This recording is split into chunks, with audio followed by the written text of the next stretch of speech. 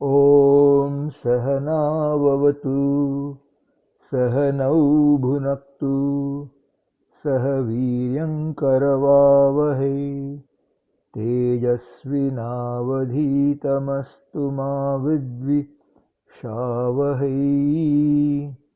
Om Shanti Shanti Shantihi.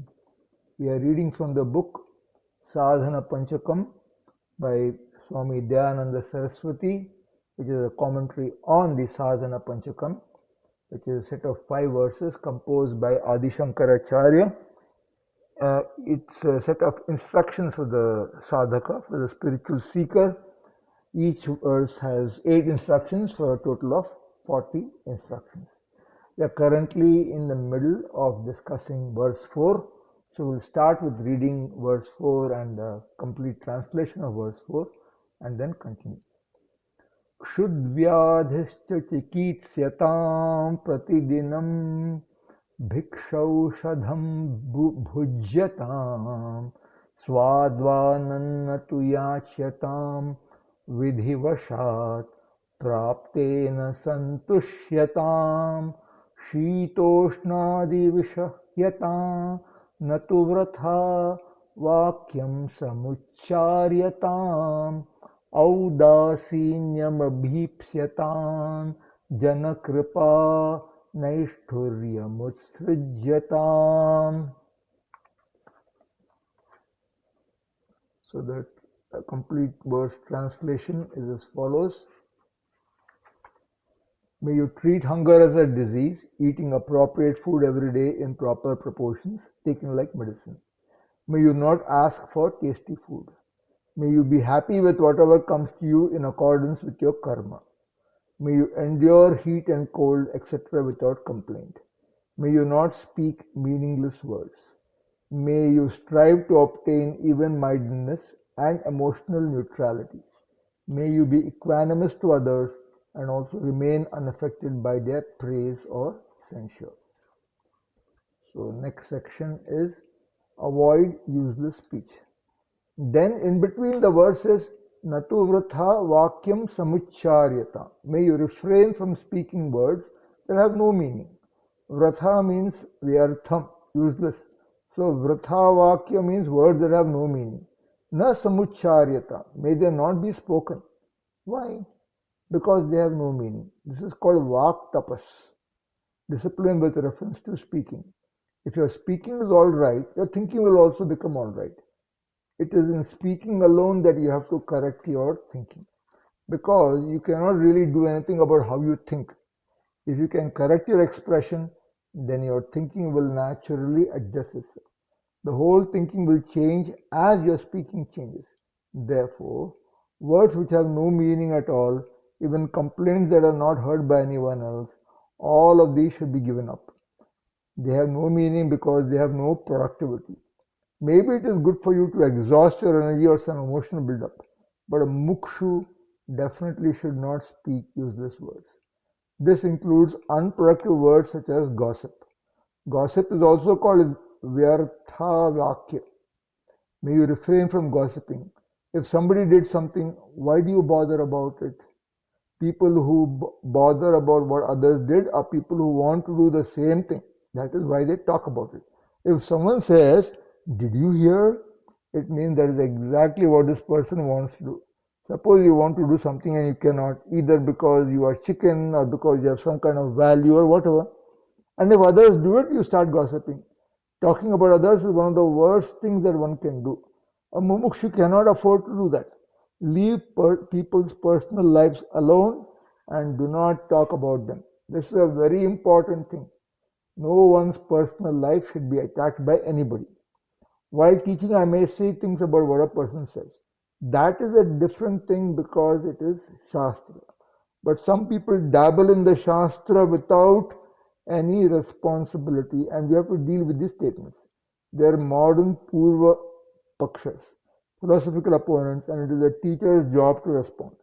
We deal only with the words they use, the philosophy that they propound. These have to be examined because somehow they have gone into your head.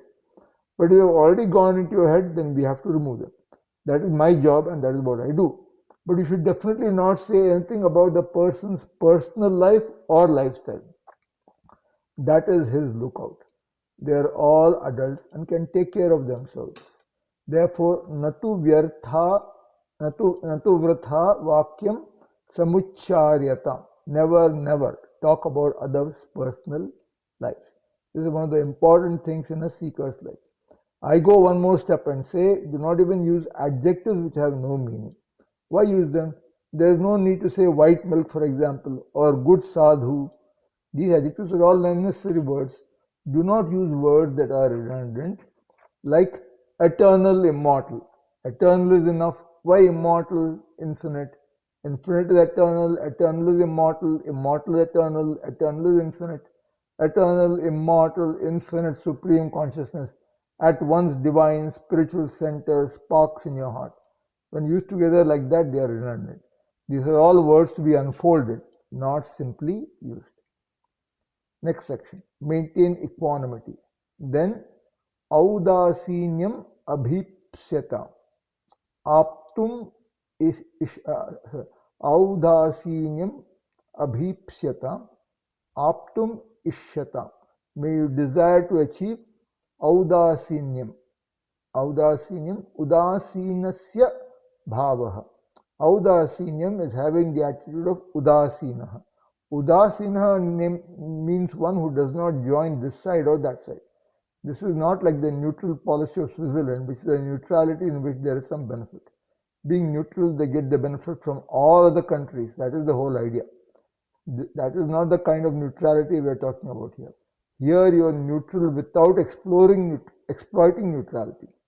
Audasinya means that in your heart, emotionally, you do not join one side or the other. In any relative issue, there is no final say. If you analyze carefully, you'll find that there's something right on both sides. So it's always a problem to say that a person is absolutely wrong.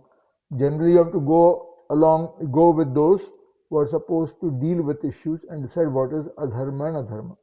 It is not always black and white. Sometimes more than often, there is grey also. So mukshu is one who does not join any groups. He or she maintains samatvam, equanimity. May you maintain audasinya towards any pleasant and unpleasant situation that might arise. As a karma yogi, you require samatvam, and that should be maintained all the way, even as a sadhu. Therefore, the karma yogi is also mukshu and should follow all this advice. Now we'll start the discussion of verse 5. First we'll chant it, read the complete translation, and then continue. Ekante sukhamasyatam paratare chetasamadhiyatam purnatma susimikshatam jagadidam tadvaditam tandrishyatam prakarma pravilapyatam chitabalan napyuttaraishlishyataam prarabdhantviha bhujyatam atha parabrahmatmana sthiyatam. Let's read the verse again. Ekante sukhamasyatam paratare chetasamadhiyatam purnatma susamikshatam jagadidam tadvaditam drishyatam prakarma pravilapyatam chitabalan napyuttaraishlishyataam prarabdhantviha bhujyatam atha parabrahmatmana sthiyatam. And we go by word meaning. Ekante, alone, focused, withdrawn from other things. Sukham, comfortably. Asyatam, may you be seated. Paratare, in the highest, that is Brahman. Chetaha, the mind. Samadhiyatam, may it be brought to. Purnatma, oneself as fullness, the indivisible knower, known knowledge.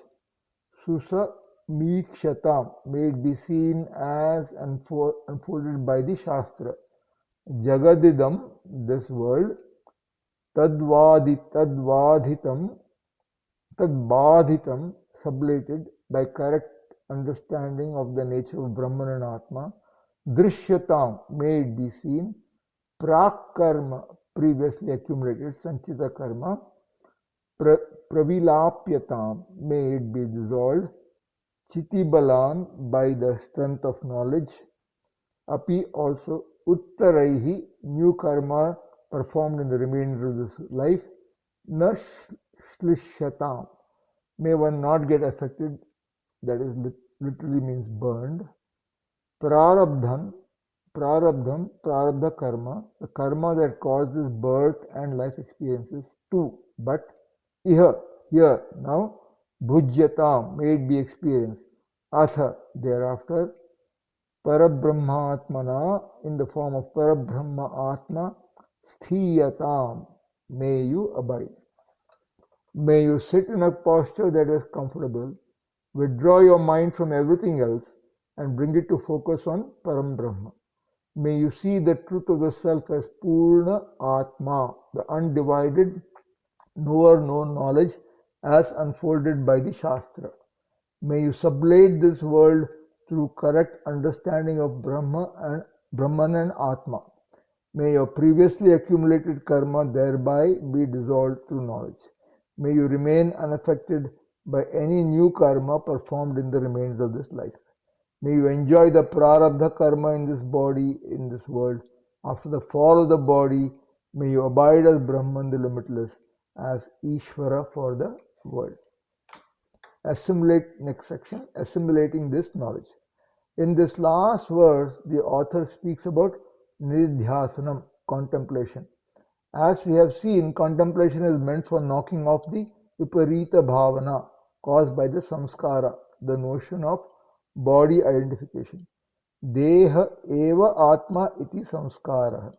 You may have done shravanam and mananam and therefore understand that atma is identical with Param Brahma. There is no pramana shankha, no doubt about what the pramana says, and there is no doubt about the tatparya, vision of Vedanta. The tatparya is that atma is Param Brahma. There is no doubt about the fact that Brahman, Jagat Karanam Yad Brahma, which is the cause of the entire Jagat, is the Atma, you. This is what the Shruti points out. Still, you have no doubts about what the Shruti says, but you have your own doubts. These doubts are taken care of by Mananam. So there is the Prameya Shankha, the doubt about whether Atma is Brahman, even though Shruti points out this fact. Then there is the problem of what we call Viparita Bhavana. This is purely born out of samskara. Therefore, that also becomes a pratibandha, an obstruction for your drishti, vision. In order to eliminate the obstruction, it is advised that you should do nididhyasanam. Nididhyasanam is also a mental action. At the same time, it is little different from dhyana. Dhyana meditation is generally saguna brahma upasanam, meditation upon Brahman with attributes. There is a footnote here. Saguna Brahma Vishaya Manasa Vyaparaha iti Dhyanam. Saguna Brahma Vishaya Manasa Vyaparaha iti Dhyanam. That is what we call Dhyanam. When you say Ishaya Namaha, it is Saguna Brahma Upasanam, mental chanting. That becomes Dhyanam. Nididhyasanam is not Saguna Brahma Upasanam, however, it is contemplation.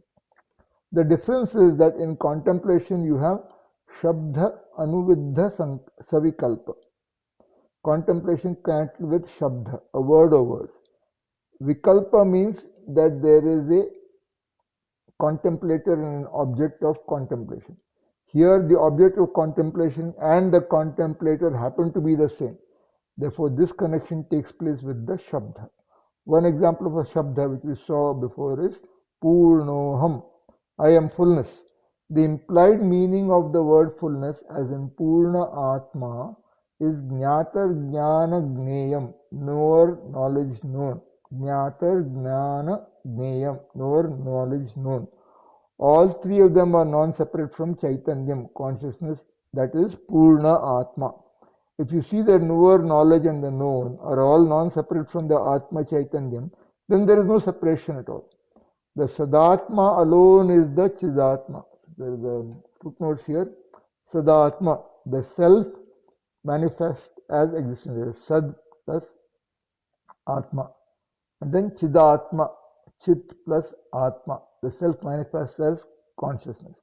In fact, Jnata Jnana Gneyam is always nothing but Purna Atma. There is only one Atma, and that is Purna Atma.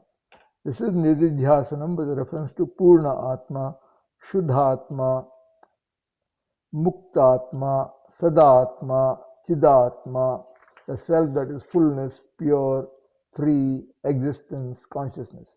In this way, you have words for which you appreciate the Lakshya, the implied meaning. The Lakshya becomes yourself, but you start with the word. The appreciation is Lakshya, so it is the appreciation of the words alone that removes the obstruction, which is, I quote, I am the body, unquote, notion. This will go away. It has to go away because it is an orientation. Self-ignorance is an orientation. The difference between the correction of a one-time mistake and the correction of an orientation is obvious. A one-time correction is when you mistake the rope for a snake, but then you see the rope and the snake goes away. An orientation is when you do the wrong thing again and again. Suppose the light switch was in a room on the right side of the door. Then it was changed to the left side. Now when you walk into the room, where will your hand go? To the right side, because it takes time to change. Even after a year, you will still reach to the right side. This is what they call orientation. Correcting an orientation means changing something that you have been accustomed to doing over a period of time. This is a problem with tennis players, for example. Even though they have good strokes, the grip is a problem and they have to learn how to change it. It is the same thing in cricket. Changing any orientation is a problem, and it does not happen all at once. Even though there are orientation courses for 3 days, reorientation does not really take place unless you subject yourself to a particular process for a length of time. You have the orientation of taking Atma to be the body up to this point in your life. Then if you take the Purva Janma, previous birth, into account as well, this orientation is meaningless. Fortunately, this beginningless orientation is born of aviveka, lack of discrimination, whereas jnanam, knowledge, is born of viveka, discrimination. Therefore, wrong orientation does not require lifetimes for it to go. Jnanam is knowledge of the vastu, the reality of what is. The other is purely an orientation without the backing of knowledge. Without jnanam, you can practice samadhi endlessly and nothing will happen. Here, however, jnanam, knowledge, has already happened. The student has understood the reality very well through shravanam and mananam. Things have become very clear to him or her. Thus, nididhyasanam is not a new means of knowledge. Meditation or contemplation does not lead you to knowledge at all. They only focus your attention on what you already know. Logically speaking, nididhyasanam does not really work. In fact, it is impossible and is only as though. That is why the Shruti says, Dhyayati iva lelayati iva. So, Dhyayati eva, as though meditating, lelayati eva, as though quivering. And there's a further mantra from Brihadaranyaka Upanishad, mantra 4.3.7. Ubhau loka vanusancharita dhyayativa lelayativa. Nididhyasanam helps the person by allowing him to see the whole thing.